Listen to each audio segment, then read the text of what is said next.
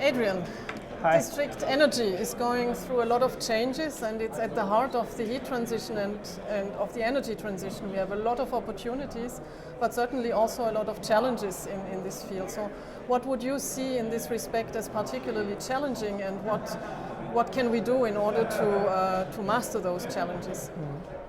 Yeah, I think District Energy has a lot of challenges, and there are, we have been up there, we have talked to our customers, we have asked them, what are your biggest challenges, and they have listed most of them the same ones, right? And then I'm just going to name two of them. One of them is the legacy of SCADA. All of them have invested in digital infrastructure, and now they need to upkeep it, and they need to invest in renewing it by adding new connections to it, right, to the District Energy network.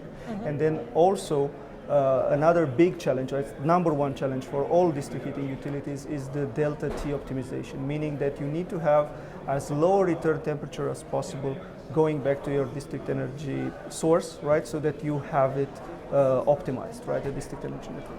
And how can we influence that? Where we can influence it because our substations are present in all connections point in the district energy network.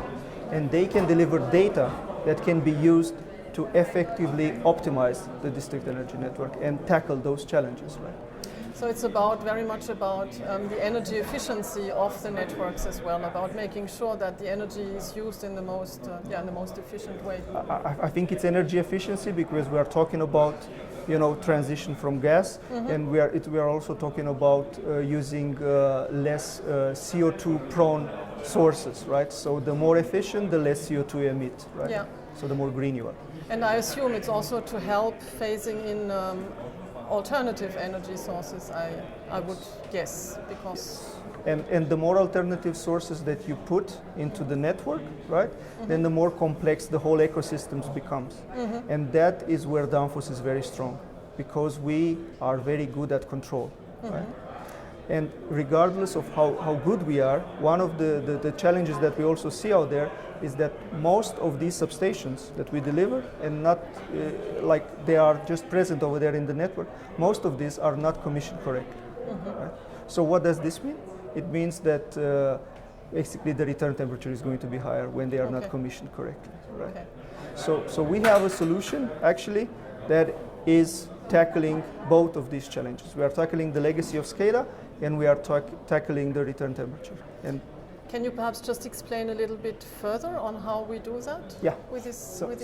So this solution is called Titan, and it's basically at the center utilizes a digital twin technology. And that digital twin technology, it's very particular to Danfoss, because in our substations, all the components that we are using inside are manufactured by us. So we know how they work together. Right?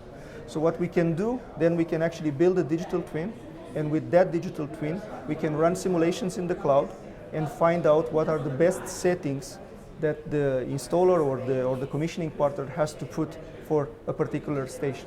And we can do that continuously so that we ensure that the district energy network is running in an efficient way. Right? And we are also solving the legacy of SCADA challenge, because our digital twin Titan commissioning tool is deployed via our Lean Heat Monitor software, which is a web-based SCADA system where you don't need to have local servers.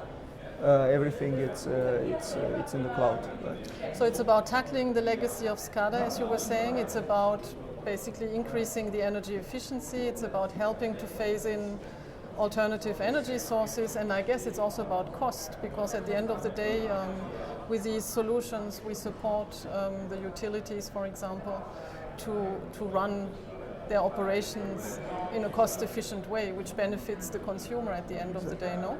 The higher the return temperature, the bigger the flow that needs to be pumped into the district energy network, so more cost for electricity for the pumps. Right. But we are also tackling the commissioning part, which is also very important, because there is a scarcity of labor now in the market. We are doing this transition toward more district energy, towards more heat pumps, right? And that scarcity of labor can be tackled by having smart solutions that commission themselves. Okay, so they commission themselves, and they commission themselves in the right way also, exactly. If I understand correctly. Yeah. Okay. That's spot on. Okay, so resilience, security, cost, efficiency, CO2 footprint, CO2 footprint. everything. Perfect. That's Danfoss. That's Danfoss. Thank you. Thank you.